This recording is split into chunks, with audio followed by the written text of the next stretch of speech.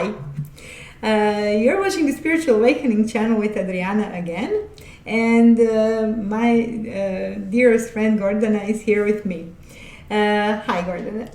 Hi there. I wanted to talk to Adriana about the subject of past lives. This is something I have been very interested in. I did quite a lot of work, I would say, in this area. It started when I read Michael Newton's book on past lives. I even did regression with one of Michael Newton therapists, and you find out with all this interesting information. Mm-hmm. But I mean, really, I wanted to hear from you. Why do you think this is such an important question? I mean, what is in it that interests us so much? We all have things that happen in our life, quite a lot. So why past life? Why are we looking into that? Why is that so important? Well, in fact, this is the question that I have been re-examining for a lot lately, because I realized one thing. So if you have a big bang, the moment when everything comes to life, we all came to life at one point. But talking about past lives, do they necessarily have to be past lives? Alan Watts was a very fascinating man, and one of his lectures that you can see on YouTube says that every morning when you wake up, you reincarnate.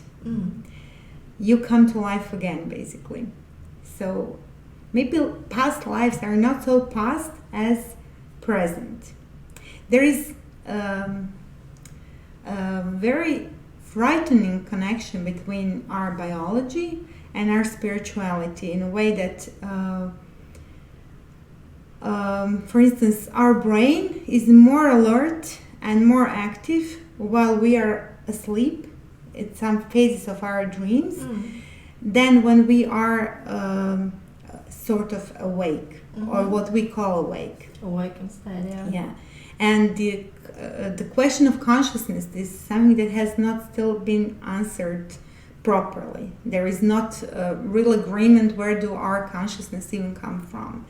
So basically, what we can say is, if we are not so stuck on past, present, and future, maybe all of our lives are going on simultaneously. Maybe when we go to sleep every night, we enter a new life, we are born again. We live our entire life during the night when we think we are dreaming. And this is why some of the moments that you can remember from your dreams are so vivid. So basically, this entire stuff, like being in the now, it's not only that is a very new age thing, like being in the now, like Eckhart Tolle and lots of other people that talk about being in the now. But also the Bible, for instance, is talking about being in the being in the now, being in the present moment.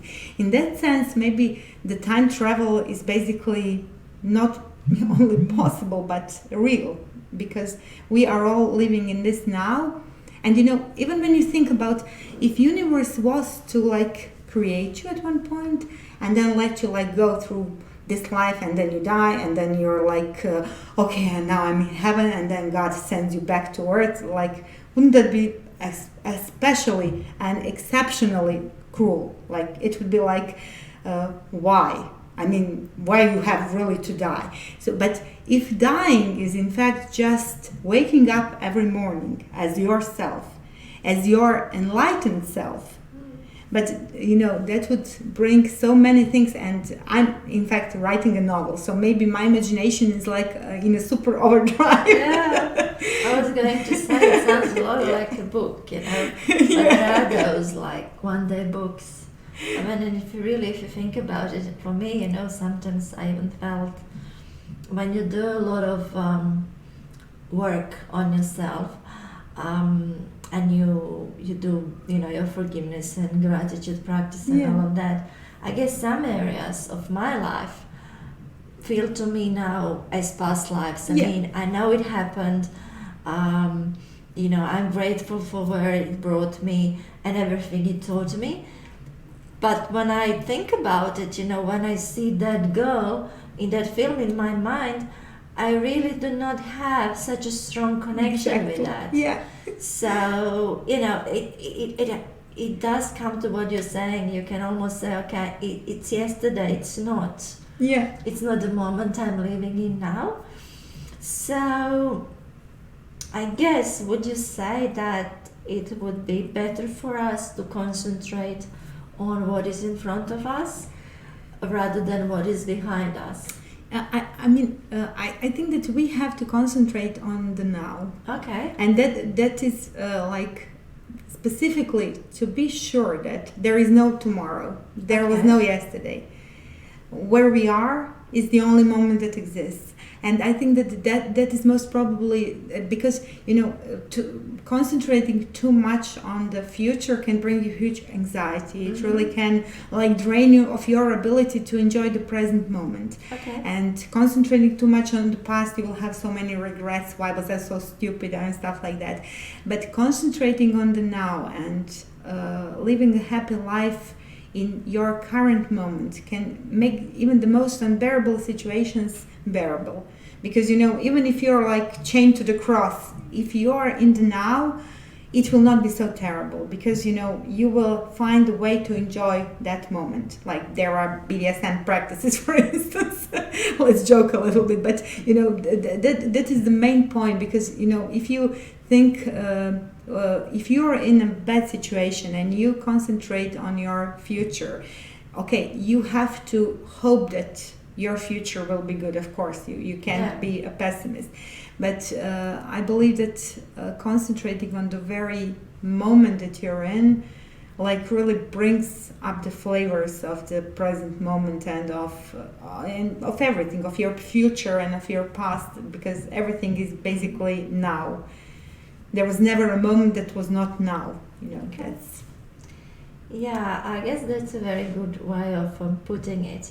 So I would say then talking about past lives, except for us being really curious, and sometimes I know in some healing processes it's important to have these bits of information just because of the way our brain works.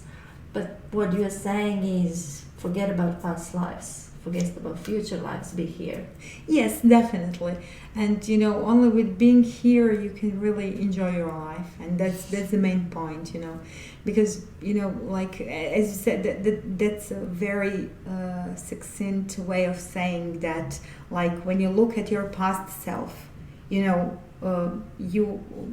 were that person. I was the person that was twice as heavy as I am now, and when I look at this cute overweight lady, I'm thinking oh my God, what were you thinking?